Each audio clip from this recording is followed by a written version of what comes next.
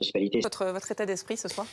Écoutez, notre état d'esprit, permettez-moi de formuler tous nos vœux de rétablissement à notre collègue en espérant qu'il sorte du mauvais pas dans lequel il est et qu'il gagne son combat et bien sûr soutenir tous nos collègues de son service.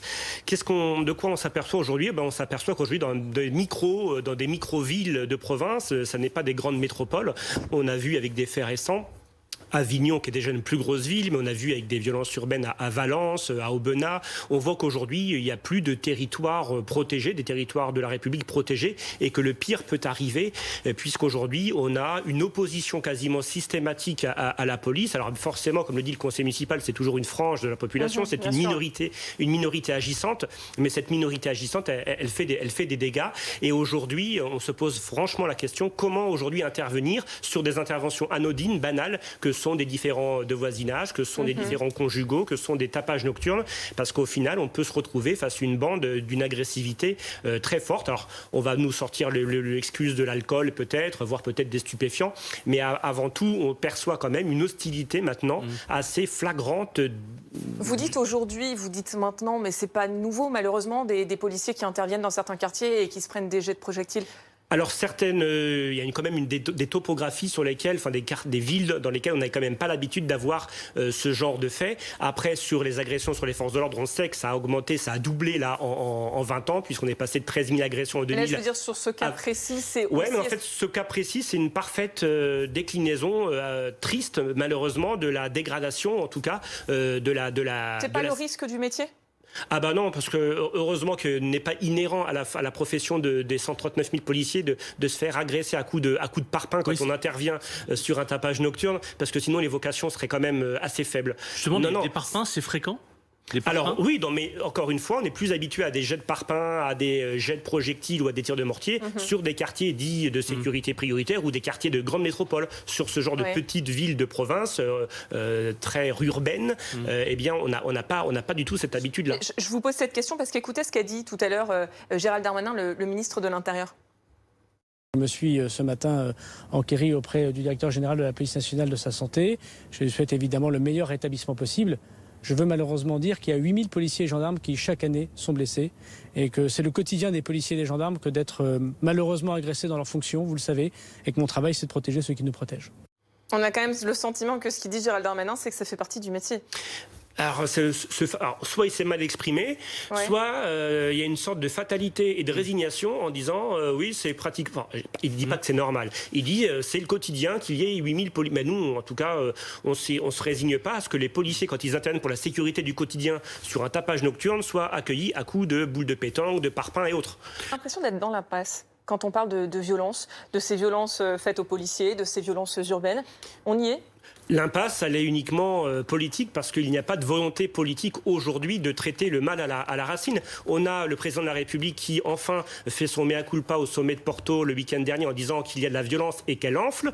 Le Premier ministre reprend les mêmes éléments de langage lors de l'hommage national à Avignon et pareil, parle de cette violence qui enfle. Il y a les éléments, mais il y a des actes aussi. Vous avez obtenu un certain nombre de mesures. Amandine le rappelait tout à l'heure. La période de sûreté qui a été portée à 30 ans en cas de crime contre les forces de l'ordre, des durcissements de peine pour tous les agresseurs de policiers et gendarmes. Non, ça c'est des éléments de langage en effet du gouvernement, mais en fait ce sont des mesurettes. C'est pour ça que ça n'a absolument pas désamorcé la colère des policiers. Votre obsession, c'est la peine plancher, c'est rétablissement des... Non, il y a des mesures fortes. Alors, la peine minimum est incompressible, comme des tribunaux également spécialisés pour juger des affaires avec des policiers victimes ou des policiers mis en cause, même si c'est beaucoup moins fréquent. Et puis également une meilleure protection fonctionnelle des policiers. Il y a plein de chantiers d'ailleurs qui ont commencé avec le Beauvau de la sécurité. Je voudrais quand même citer un chiffre. Nous en sommes en 2019 à 3 777 000 crimes et délits en France. Et cette augmentation est constante depuis 2012, y compris depuis le début du quinquennat. Il y a chaque année une augmentation du nombre de crimes et délits. Et en face, il y a une baisse également chaque année du nombre de détenus incarcérés. On en est à 62 000 en 2020 et on en était à 80 000 dans les années 2016-2017. Donc, c'est deux courbes qui se croisent mais qui sont totalement opposées. Je voulais juste vous faire réagir parce qu'il y a qu'il y a une vidéo qui vient de nous parvenir, vidéo amateur que l'on va voir. Donc ça arrive de Gier dans la Loire donc hier, et ça se passe quelques secondes après ces événements, après donc ces jets de projectiles contre ce policier. Donc vous voyez sur ces images le camion de pompiers qui est au fond et donc a priori au sol le policier qui a donc été gravement touché quand vous voyez ces images. Alors nous, on a même l'information que alors que les deux policiers essayaient d'aller récupérer et extirper notre collègue grièvement blessé, ils ont continué à recevoir des projectiles divers et variés sur eux. Donc même un homme inconscient au sol, bien qu'il ait une tenue de policier, n'a pas calmé les ardeurs des individus hostiles. Vous voulez dire que ça peut être un guet-apens, ce qui s'est passé hier soir? Alors le guet-apens, malheureusement en France, c'est bien une infraction spécifique, mais malheureusement qui n'est jamais reconnue comme telle quasiment dans les tribunaux. On ne retient jamais ce qualificatif parce que pour le faire tenir, c'est assez compliqué. Il faut pouvoir prouver effectivement que c'est qu'il y avait vraiment une intervention de police et que vraiment quelqu'un a appelé pour une bonne raison. Donc il est possible que l'enquête détermine en effet que cet appel était fantaisiste à la police secours dans le but d'attirer des policiers. Mais après, je vous dis, même si c'est pas un guet-apens, les faits sont aussi graves, j'ai envie de vous dire, sauf que là, le guet-apens serait une infraction en elle-même. La question, c'est de savoir si les Français, même s'ils soutiennent les forces de l'ordre selon ce sondage, vont participer, parce que l'image sera beaucoup plus forte si vous avez des citoyens à vos côtés que si vous êtes juste entre syndicats avec des élus. Oui, mais je peux vous dire que nous avons déjà des demandes de citoyens qui se trouvent dans les territoires, comme le dit si bien Jean Castex, donc en province, qui souhaiteraient qu'il y ait des mouvements aussi sur les départements, dans chaque département de France. Mais pour un effet masse, il a été préféré un rassemblement unique national. Donc il est peut-être plus difficile en effet de faire monter des citoyens lambda sur la capitale. Mais en tout cas, les forces de sécurité intérieure, elles seront mobilisées pour venir ce 19 mai.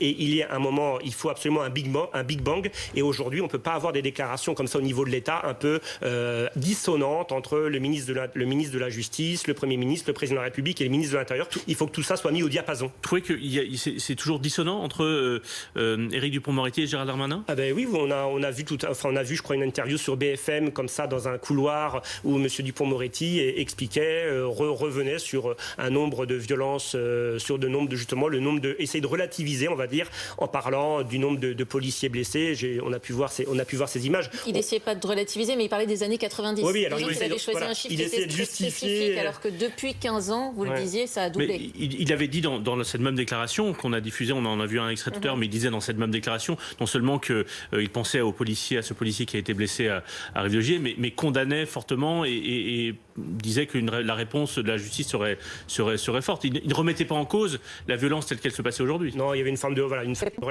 relativisation d'aller chercher il y a 20 ans, en disant vous savez, c'était déjà pire avant, enfin, c'était déjà pareil avant. Pour nous, c'est une forme de relativisation, mais de toute façon, il n'a jamais été sur le terrain sécuritaire. En ce moment, on lui force le bras. Enfin, quand je dis on lui force le bras, le président de la République et le Premier ministre, on sent que sur ces déclarations, il est obligé d'y aller mollo, parce que jusqu'à présent, il s'est pas montré très pro-force de l'ordre. C'est-à-dire quoi? C'est-à-dire qu'il est obligé de contrôler, de museler ce qu'il aurait envie de dire, ou au contraire, qu'est-ce que vous voulez dire à propos du... Je pense qu'il y a des éléments de langage, en tout cas, puisque le président de la République et le Premier ministre ayant pris fortement position publiquement pour, justement, en disant même l'État et la République doivent avoir le dernier mot, c'était lors de l'hommage national, eh bien... Vous doutez qu'Éric Dupond-Moretti le pense aussi? Ah bah écoutez, dans ses prises de position depuis sa nomination à la chancellerie, il a quand même eu des prises de position un peu hasardeuses. François Bersani, bon, ça c'est dit. J'ai une dernière question à vous poser parce que je vois l'heure qui tourne. À chaque fois, effectivement, qu'il y a des violences, qu'il y a des agressions, il y a toujours ce même discours qui revient, toujours les mêmes réponses. On a l'impression que ça se répète systématiquement. On a l'impression, à écouter les syndicats de police, que la solution viendra de toute façon par des peines planchées, des peines plus dures, etc. Et viendra par une réponse judiciaire. Est-ce qu'à un moment donné, il n'y a pas aussi une remise en question à faire chez vous, dans les rangs de la police, de se dire peut-être qu'on s'y prend mal en fait dans certains quartiers. Peut-être que le problème, c'est peut-être la police elle-même. Est-ce que cette réflexion-là, vous la menez? La police elle-même, peut-être pas, mais la technostructure qui la drive depuis des années, oui. Parce qu'en effet, il va falloir revoir la doctrine d'engagement, parce qu'aujourd'hui, on ne peut plus agir à la papa comme ça se faisait encore il y a quelques années, puisqu'on voit que n'importe quelle intervention lambda et anodine peut se révéler dangereuse et en tout cas avoir des dommages très importants. Il faut en effet revoir les approches, il faut revoir les matériels affectés à la police, il faut revoir comment on intervient, avec quels effectifs, parce qu'aujourd'hui, une patrouille patrouille de Troyes qui intervient comme à Rive de Gier, eh bien, ça n'est plus une intervention en sécurité. Merci beaucoup.